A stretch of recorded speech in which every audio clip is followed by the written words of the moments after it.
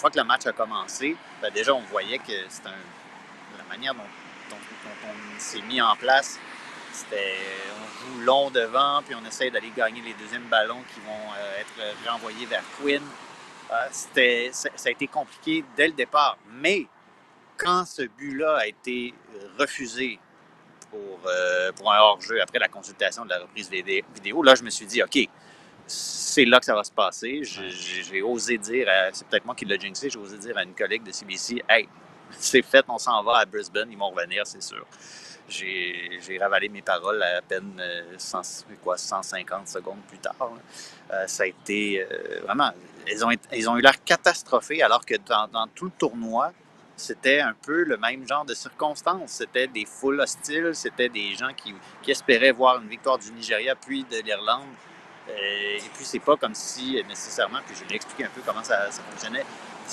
Il n'y a pas de groupe de supporters qui sont si organisés que ça. C'est pas comme si ça chantait pendant 90 minutes. Il y a moyen, il y a des temps morts un peu où est-ce que justement on peut saisir l'occasion puis aller fermer la trappe à une foule.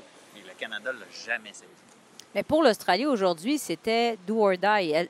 Elle devait gagner les Australiennes, puis on a senti cette C'était la même chose pour l'Irlande. C'était la Oui, même c'est chose ça. pour l'Irlande aussi. Hein? C'est même circonstance. Mais on a senti vraiment du côté des Australiennes cette urgence de vaincre. Là. Elles sont sorties le couteau entre les dents. Puis moi, ce qui m'a agacé, c'est que je dirais que je n'ai pas vu ça de la part du Canada. Puis même, bon, je sais qu'il y a eu des larmes un peu en mix zone. Oli, tu pourras nous dire comment étaient les filles dans la mix zone. Mais Hassoun, moi, là, à la fin du match, le match vient de finir. Là. Puis là, les joueuses, je sais que tu vas saluer les joueuses de l'autre équipe. C'est normal. Mais il me semble que tu salues les joueuses de l'autre équipe, pas avec un gros sourire fendu jusqu'aux oreilles. Mais il me semble que tu viens d'être éliminé de la Coupe du Monde. Tu devrais être à terre, détruite, en train de pleurer, je sais pas. C'est comme si c'était pas grave. Oui, c'est peut-être le reflet finalement d'une ambiance générale qui fait que bien entendu, l'analyse à chaud, c'est se mettre à la place des joueuses et de se dire que il y a de la déception, qu'on est passé à côté de la Coupe du Monde. Il faut dire la réalité.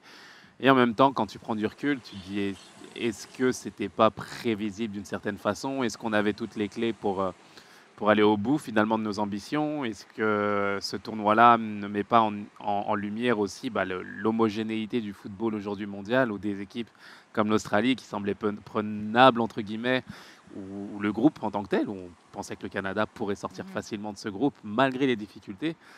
La réalité fait que si ton contexte n'est pas ultra favorable et que tu n'es pas à 100% de tes moyens, aujourd'hui en tout cas tu passes à la trappe et ça passe plus. Donc c'est un peu l'ambiance qui règne autour de cette équipe-là. On a envie d'être sévère et critique, et il faut l'être quand ça va pas. Et quand tu perds 4-0, forcément, il y a des choses qui n'ont pas été. Il faut être critique et objectif. Et en même temps, de se dire que est-ce qu'elle pouvait faire mieux psychologiquement quand tu enfiles tes chaussures, tes chaussettes et ton maillot pour aller jouer au foot, et qu'une fois la séance finie, tu rempiles ta chemise et ton costume pour aller négocier avec ta propre fédération dans la même journée. Et toi, c'est un peu compliqué là. C'est un peu compliqué. C'est vraiment, vraiment difficile à analyser.